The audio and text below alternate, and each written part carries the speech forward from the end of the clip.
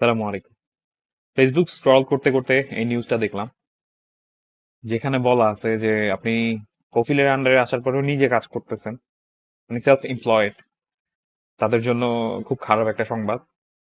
সেটা আপনারা পড়লে বুঝতে পারবেন, বা যদি পড়ে বুঝতে না পারেন তাহলে ট্রান্সলেট করে দেখতে পারেন গুগলে।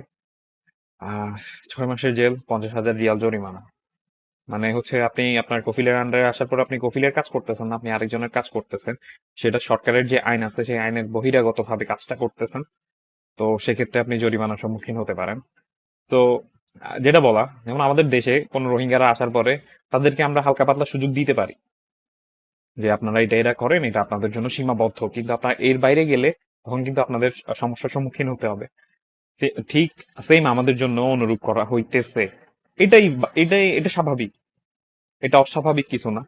কারণ কথা হচ্ছে ওনারা ওনাদের দেশের নাগরিকদের জন্য ভাববে।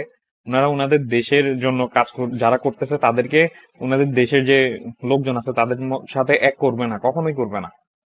সো বারবার যেটা বলি, আমি প্রত্যেকটা ভিডিওতে যেটা আমি বলার চেষ্টা করি, যে কাজ শিখছেন, যে কাজ শিখতেছেন, সেটা নিয়ে দেশে কিছু একটা করার চেষ্টা করেন। হ্যাঁ, আপনার বাড়ি গাড়ি একদিনে হয়ে যাবে না, আপনি একদিনে সফল হবেন না, বাট চেষ্টা করলে আমাদের দেশে যদি আপনি কাজটা করেন তাহলে দেখা যাচ্ছে যে আমাদের দেশের জন্য মানে ভালো কিছু আসতে পারে, সাথে সাথে আমাদেরও আসতে পারে। কারণ আমরা আমাদের দেশে ইনকাম করব, আমাদের দেশের জন্য কিছু করব, সাথে সাথে আমাদের জন্য অটোমেটিক কিছু না কিছু হয়ে যাবে।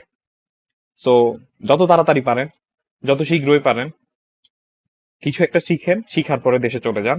দেশে গিয়ে শুরু করেন নতুন ভাবে। আপনার হাতে বয়স আছে, শক্তি আছে, সামর্থ্য আছে, মানে আপনার কাছে টাকা নাই, আপনি টাকা কালেক্ট করার চেষ্টা করেন। টাকা কালেক্ট করে তারপর ব্যবসাটা দেওয়ার চেষ্টা করেন। হয়তো বা প্রথম ধাক্কা খাবেন, আস্তে আস্তে শিখবেন, কিন্তু কথা হচ্ছে ব্যবসাটা আপনার জন্য থাকবে, আপনার কাছেই থাকবে, অন্য কেউ সেটা নিয়ে যাইতে পারবে না। তো হাতে সময় থাকতে লেগে যান। কারণ কথা হচ্ছে উনারা উনাদের দেশের নাগরিকদের জন্য কাজ করতেছে, এটা দোষের কিছু না, এটাই বাস্তবিকতা।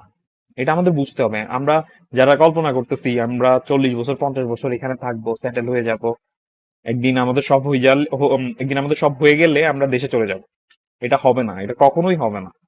যে কোনো মুহূর্তে আমাদেরকে দেশে পাঠিয়ে দিতে পারে। এটা তাদের জন্য মানে তাদের দিক থেকে খারাপ না, ভালো না।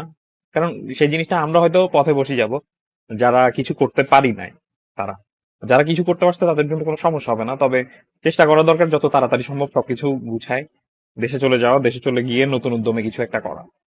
কিন্তু আপনি দিনকে দিন যদি এখানে পড়ে থাকেন তাহলে দেখা যাচ্ছে যে ফলশ্রুতিতে কিছুই পাবেন না, না আপনার ফ্যামিলি পাবেন, না আপনি টাকা পয়সা পাবেন, না আপনার বয়স যেটা চলে গেছে সেটা পাবেন কি।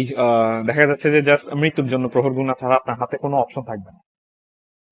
ভালো থাকবেন, সুস্থ থাকবেন, ইনশাল্লাহ নেক্সট কোনো একটা ভিডিওতে কথা হবে, অন্য কোনো টপিকে, অন্য কোনো বিষয়। ততক্ষণ পর্যন্ত সুস্থ থাকেন, ভালো থাকেন। আল্লাহ হাফেজ।